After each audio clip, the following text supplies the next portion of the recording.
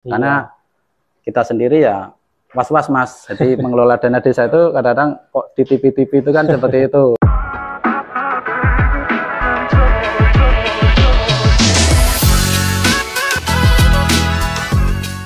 Assalamualaikum warahmatullahi wabarakatuh. Tabi pun, saya Fido Pratama Putra. Selamat datang di program Kejaksaan Negeri Lampung Tengah, yaitu Podcast Tawayan Setiongan. Hari ini kami hadir bukan untuk memeriksa, tapi untuk mendengar. Kita berbincang santai dan terbuka tentang pelayanan, pembangunan, dan bagaimana kampung bisa lebih akuntabel dan transparan lewat bimbingan hukum. Bersama saya sudah hadir Kepala Kampung Karanganyar. Gimana kabarnya Bapak? Alhamdulillah sehat Mas. Alhamdulillah baik ya Pak. Ya. Pak, boleh dijelaskan secara singkat mengenai Kampung Karanganyar ini, Kecamatan Selagai Lingga? Ya. Terima kasih pada Kejaksaan yang mana memfasilitasi kami selaku kampung untuk menceritakan berbagai hal kemajuannya di kampung. Assalamualaikum warahmatullahi wabarakatuh. Tapi pun kami atas nama Budi Atmono, Kepala Kampung Karanganyar, hal ini akan menguraikan sedikit hal yang ada potensi di kampung. Kampung kami ini di Karanganyar di ujung barat daripada Kabupaten Lampung Tengah.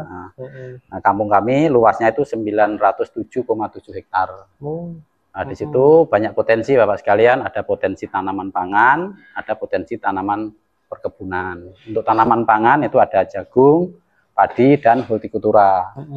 Hortikultura itu sayur mayur. Sayur mayur ya Pak. Terus kebun ada kelapa sawit, karet, itu perkebunan. Bapak, kalau untuk jumlah penduduknya di Kampung Karanganyar ini ada berapa Pak total jumlah penduduk? Untuk penduduk jumlahnya 2.738 jiwa. Oh, 2.738. Kemudian untuk mata pencaharian utamanya masyarakat di sana? Mata pencarian mayoritas petani. Jadi petani ya Pak? Bisa dikatakan 90% petani. Kalau di kampung ini apa Pak kira-kira potensi unggulan kampung?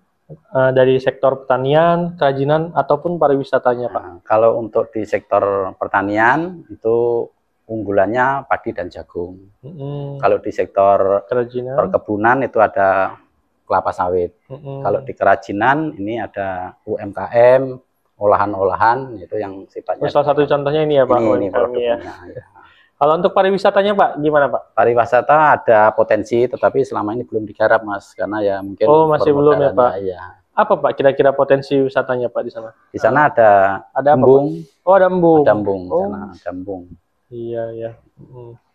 Baik, potensi lokal inilah yang perlu dikelola dengan baik.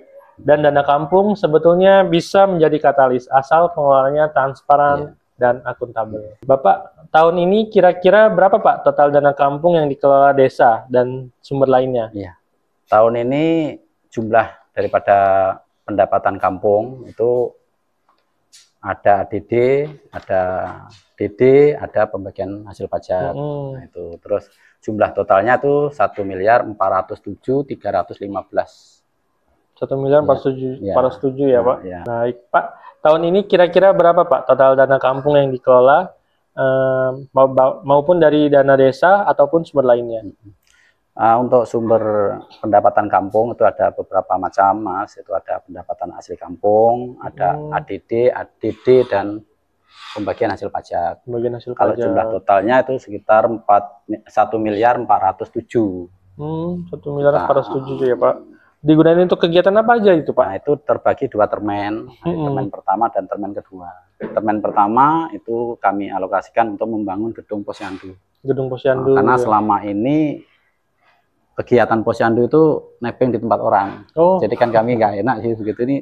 Bareng di rumah warga berarti ya Pak? Di rumah masyarakat. Terus ada gorong-gorong untuk jalan di kampung itu. Terus yang termen kedua ini ke bangunan yaitu drainase. Drainase itu kurang lebihnya 950 meter. Oh gitu. Iya baik Bapak.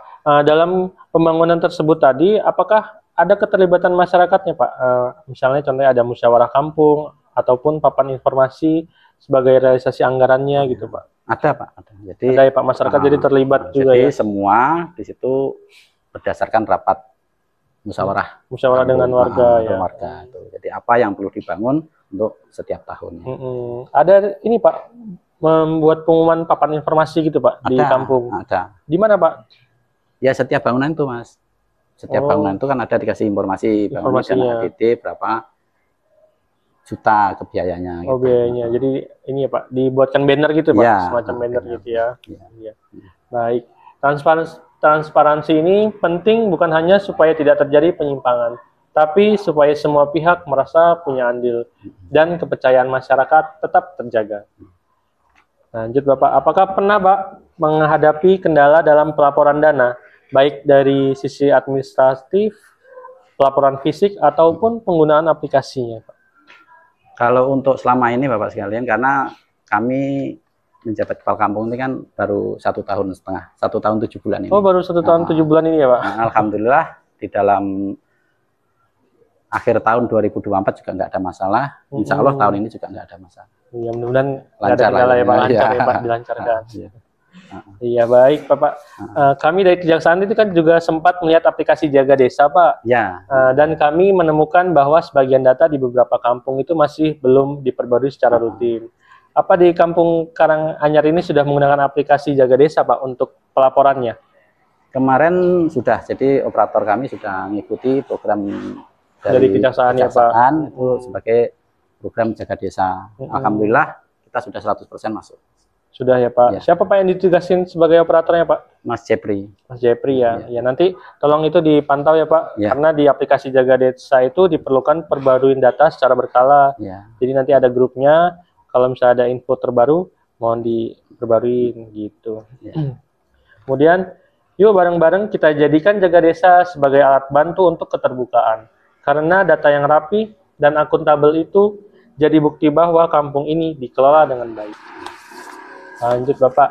Pak, Kejaksaan sekarang punya 2 program pendampingan, ya, yaitu Setawayan, Setia Kawal Kampung, Setiongan, Setia Bimbingan, dan Bina Pemerintahan Kampung. Program ini bukan untuk menakut-nakuti, tapi untuk membimbing agar pemerintah kampung lebih siap dan akuntabel secara hukum dan administrasi. Apakah menurut Bapak, perangkat kampung memang perlu pendampingan hukum secara rutin, Pak? Kalau Kampung Karanganyar memang saya rasa perlu Pak, karena pendampingan, ya, karena nggak ada yang di kampung itu ingin ada bermasalah, iya, kan ingin. Jadi intinya memang harus didampingi secara hukumnya. Bentuk pendampingan seperti apa nih Pak yang paling Bapak harapkan? Apakah pelatihan, penyuluhan, atau klinik hukum desanya? Mungkin bisa lewat pelatihan, mungkin lewat bisa penyuluhan. Jadi karena itu memang sangat dibutuhkan oleh desa. Karena kita sendiri ya was-was Mas, jadi mengelola dana desa itu kadang-kadang kok di TV-TV itu kan seperti itu. Jadi kita ini ya kalau bisa ada bimbingan. Iya, Pak. Sangat setuju sekali nih program. Sangat setuju berarti ya Pak Kampung Karanganyar ya. Iya. Gimana Pak pesan Bapak untuk kepala kampung lain agar tidak ragu bersikap terbuka soal pengelolaan dana? Dan apa harapan Bapak kepada Kejaksaan Negeri Lampung Tengah agar terus menjadi mitra yang membantu bukan hanya mengawasi? Silakan Bapak. Terima kasih kepada pihak Kejaksaan yang mana telah memberi binaan kepada kampung kami. Mudah-mudahan ke depan kampung kami ini tidak ragu-ragu lagi di dalam menjalankan program itu. Dari pihak-pihak yang lain, mungkin kan yang selama ini mungkin meragukan dan sebagainya, mungkin setelah ada pembinaan ini sudah tidak ragu-ragu lagi Pak. Semakin yakin ya Pak. Ada tatanan yang lebih baik untuk di kampungnya. Terus kepada harapan kami, pada teman-teman kepala kampung, dengan adanya program Jaga Desa, yuk bareng-bareng kita laksanakan atau kita bangun kampung kita masing-masing. Siap. Terima kasih banyak Pak atas keterbukaannya hari ini. Kami percaya akuntabilitas itu bukan hanya tentang laporan, tapi tentang rasa tanggung jawab dan kejujuran kepada masyarakat. Kejaksaan hadir melalui program Setawayan Setiongan agar kampung tetap berjalan dengan tertib. Perangkat desa bekerja dengan tenang dan pembangunan berjalan dengan adil. Mari kita jadikan hukum sebagai sahabat kemajuan kampung, bukan penghalang. Wassalamualaikum warahmatullahi wabarakatuh. Terima kasih Bapak. Iya, sama-sama. Terima kasih. Sama-sama Pak.